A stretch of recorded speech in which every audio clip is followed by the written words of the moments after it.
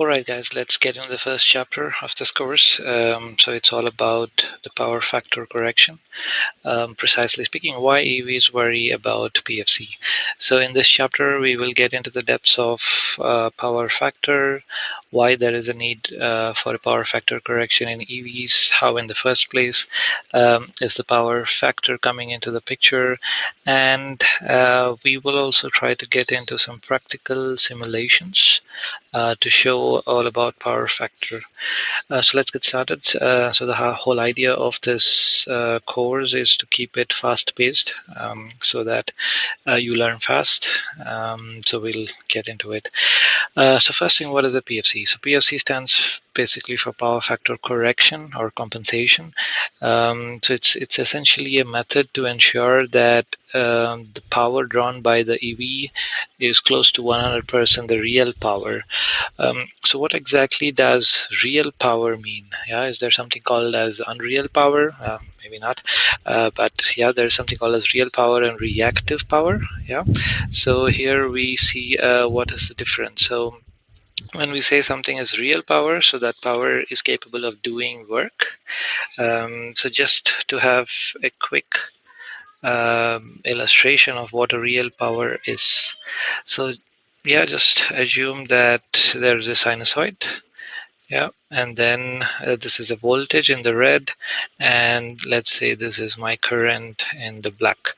So what you can see right now is the current is exactly following the voltage part on the drawing.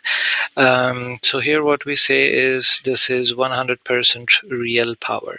But just in case if you see that the current is lagging, yeah, it's moving something like this.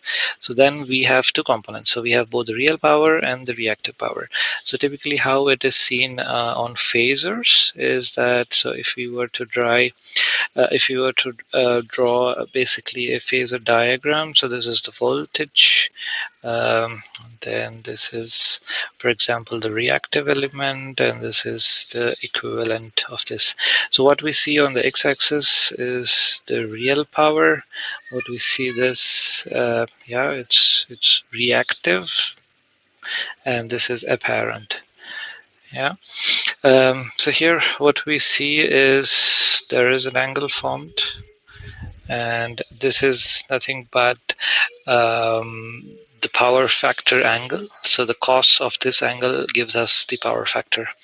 So now how this thing comes is if you have a reactive element, something like a capacitor, something like an inductor, or a nonlinear device. So when we say something is a nonlinear device, that means that the voltage and the current will never be in phase. Right, so that typically happens in EVs with a lot of converters, inverters. You are converting AC to DC, charging your batteries. A lot of inverters and converters are present. So where is all this thing about power factor coming? So when we have such a phase angle, yeah, so when we have such phase angle, so then the total available power for the EV to convert to the battery will reduce. Right, so that is given by the formula, which we will come later. But in the first place, let's come back and look at why this deviation happens, so why the current has to lead or lag in such a manner. So for that, we will take a very simple example. So we will also, as I said, we will have a lot of practical illustrations. So one of that, we will use MATLAB Simulink. So in this case, let's use a simple AC voltage source from Simscape. Yeah, I can use it. Let's go. Let's look for something similar from Simulink. No, this.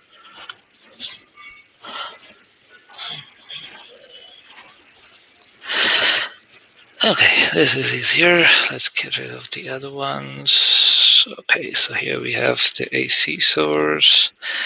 Then let's say we have a series RLC load coming again.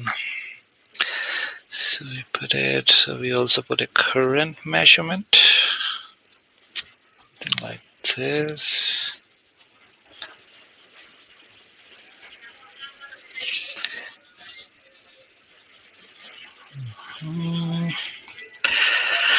And there we go.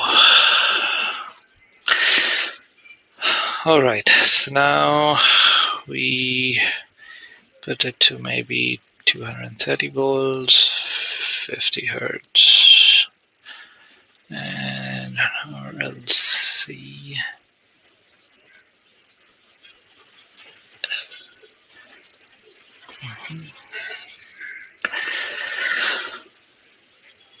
C branch, this is what I'm looking for. Yep. It's much simpler. So let's do big an inductance. Maybe too small a capacitance. Alright, so what we have essentially done is we have had a nonlinear element. So an RLC branch is a nonlinear element. So what's interesting to see here is how the voltage and the currents look like. So let's have also a voltage measurement. Yeah.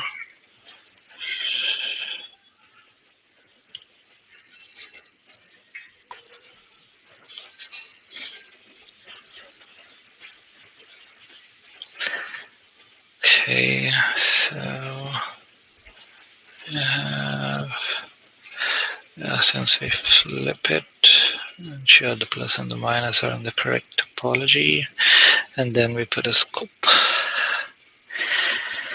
Okay, scope, let's have 2 ports. And let it be this topology. All right, so first we connect the voltage and then the current. Yeah, so the discrete, it's all set up. Let's see.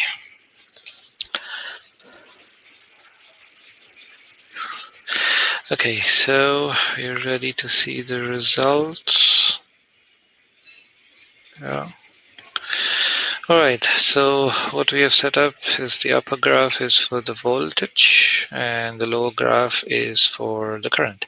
So what we clearly see here, so if you look at this, so this is the start of a new sine wave, and what we see is we have a leading current, right? So the current has already started here, so it's almost close to 90 degrees. So a leading power factor is typically given by capacitors, yeah, and the lagging power factor is given by inductors. So let's also check that. So I hope making it 0 makes it,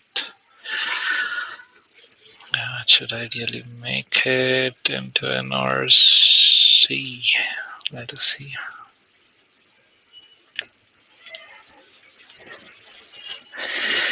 Okay. Yep, that's it. So how am I telling that it's a leading power factor? So you pick any of the zero crossing, right? So let's pick the zero crossing. This is where the voltage is starting, and you see the current. It's already at its peak, so that means it has a 90-degree phase shift, right? And let's do the other way.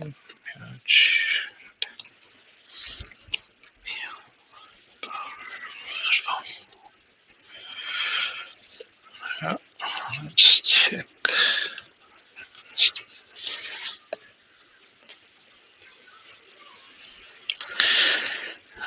I scale it.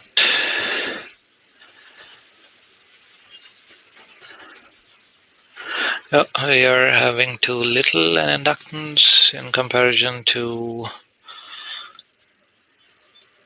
the resistance that we have. So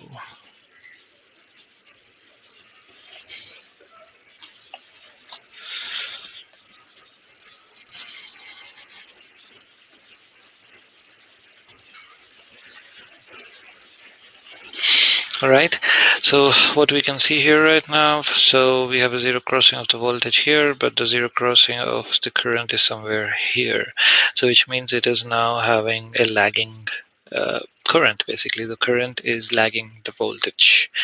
So that is how it is. So when you have any kind of inductors, motors, or stuff like that, you will have typically a lagging power factor.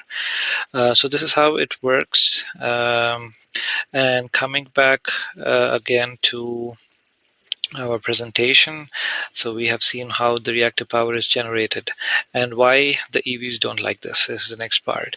So the EVs would always like to use all of the power that is available to it.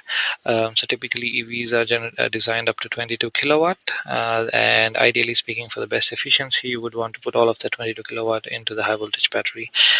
But let's say you're in an industrial area, you're using maybe a lot of machines, a lot of high power electric motors. So electric motors typically have a lot of inductance, and that would typically cause a lagging power factor. So for example, if you have only a 0.88 power factor, so that means the real power was only 19.36 kilowatt, and the rest volt amperes are just going back and forth on the supply lines without doing much work. So it's something that the EVs absolutely hate. So as a solution, what we need to do, so we need to have an active power factor correction on the onboard chargers of the electric vehicles, so that you always force the current to follow the voltage. So thereby you are ensuring that you are fully utilizing the power that is available to you. Yeah, so let's continue on with the next